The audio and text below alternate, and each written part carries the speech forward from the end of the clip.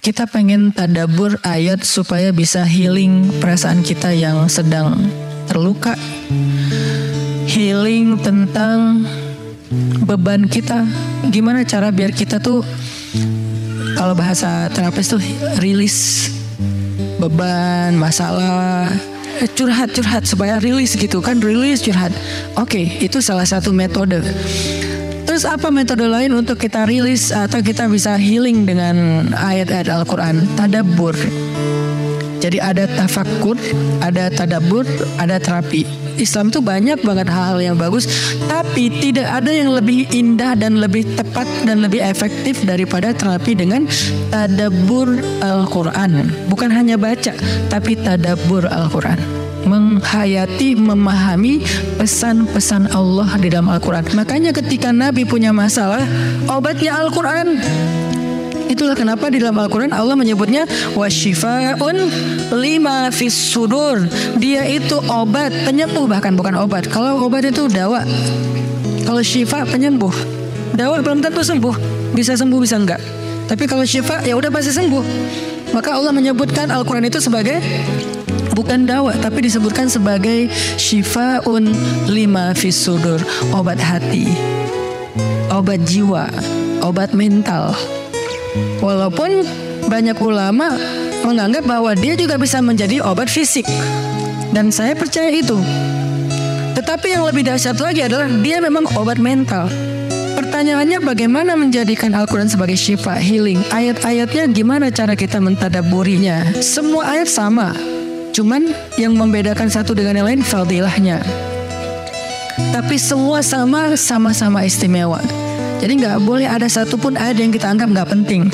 Alif lam mim, apa pentingnya ya? Nun, qaf, shad, satu huruf doang. Enggak, biasa aja. Sehingga kita ngerasa membaca ayat itu nggak terlalu istimewa. Sama, satu huruf pun itu istimewa di Al-Quran. Kan kata Nabi, satu huruf seperti 10 kebaikan. Jadi kalau kita baca nun, udah aja, alhamdulillah udah ngaji. 10 kebaikan loh itu. Tapi kalau udah tahu 10 kebaikan, ngapain satu huruf? Udah aja wal qalami wa ma yasturun, lanjut dong. Udah tahu tuh 10 kebaikan cuma satu huruf, sayang banget ya. Karena ada waktu. Dan ketika membacanya, jangan target saya harus cari waktu yang tepat nih buat baca Quran biar khatam 1 juz. Jangan cari waktu yang tepat, susah. Lama-lama sampai malam akhirnya nggak kebaca. Asal ada waktu baca aja dulu, dapat 1,5 halaman, dapat 2 baris, dapat 1 baris, pokoknya baca aja dulu. Jadi tadabbur, cara untuk bisa menjadikan Al-Quran sebagai syifa, tadabbur. Bagaimana dulu Nabi, sahabat, orang-orang solih mentadabburi Al-Quran? Yang pertama adalah mereka membaca Al-Quran secara tematik, supaya kita dapat sesuai dengan problem kita, masalah kita, hajat kita. Tematik. Lagi ada masalah apa kita?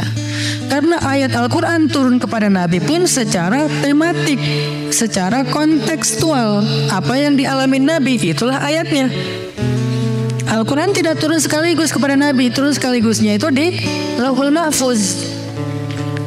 Lalu sampai kepada Nabi berangsur-angsur selama 23 tahun. Kenapa berangsur-angsur, Ustaz? Dan kenapa nggak urut? Turunnya yang pertama adalah Al-Fatihah dan Al-Alaq. Kenapa sekarang Al-Fatihah lalu Al-Baqarah? Kenapa nggak Al-Fatihah, Al-Alaq, kemudian surat apa lagi yang berurutan sesuai dengan urutan turun? Kenapa kok dibalik-balik, kok diacak-acak? Karena Al-Quran turun itu secara tematik, teman-teman. Hikmahnya apa? Hikmahnya karena dia tidak turun untuk sekedar dibaca. Dia turun untuk ditadaburi supaya jadi solusi, petunjuk dalam hidup. Petunjuk apa? Petunjuk terhadap masalah yang lagi dihadapin. Dan kita nggak akan dapat petunjuk kalau nggak ngerti kan? Coba baca petunjuk penggunaan obat. Bahasanya bahasa bahasa Thailand misalnya. Banyak kap-kapnya. Susah kan kita? Gimana berapa hari sekali? Kayaknya 5 kali sehari deh. Padahal cuma 2 kali sehari. Nggak bisa dapat petunjuk karena nggak ngerti. Maka supaya kita bisa tadabbur, kita pahami. Nah, memahami apa? Sesuai dengan tema. Kita boleh aja bagus banget malah baca Al-Quran secara berurutan, tapi itu target baca ya, target tilawah, bukan target tadabbur. Tadabbur beda sama tilawah. Tilawah tetap dia nggak usah diganggu-gugat, udah segitu aja. 1 hari 1 juz, setengah juz, 2 bulan sekali khatam, sebulan sekali khatam, itu lanjut aja udah. Karena itu memang target membaca. Tapi target tadabbur beda sama target membaca. Bikin 2 target. Kalau tadabbur memang gak panjang-panjang dan gak berurutan, tematik. Kita mau lagi masalah apa sih? Gimana kita cari temanya Ustadz?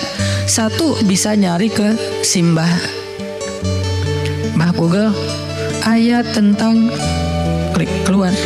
Buat kita yang mungkin kita sama nih dengan saya, masih sama-sama belajar, paling gampang tadi nanya aja ke Google, pakai aja indeks. Atau cara yang lebih, ini kalau mau, saya beberapa kali nyoba soalnya, kalau mau bukan ngetes ya, kalau mau agak sedikit lebih apa ya, seru nih, agak lebih seru. Tapi kalau belum berhasil jangan salahin saya ya. Kalau agak lebih seru nih, saya suka gini, pegang Quran, lagi ada masalah nih, Bismillah, ayatnya pas, wah ini saya banget nih, bisa kayak gitu juga metodenya. Jadi kayak minta dibimbing sama Allah aja gitu.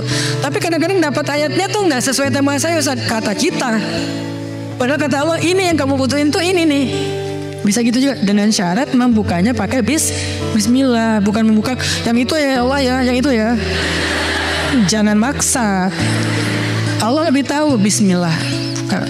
Ayatnya tentang makanan. Oh mungkin kita masalahnya emang masalah berat badan mungkin, atau masalah mubazir mungkin, sehingga merembet kemana-mana. Allahu alam. Tapi kalau mau lebih jelas ya udah cari pakai yang tadi, dapat ayatnya secara tematik.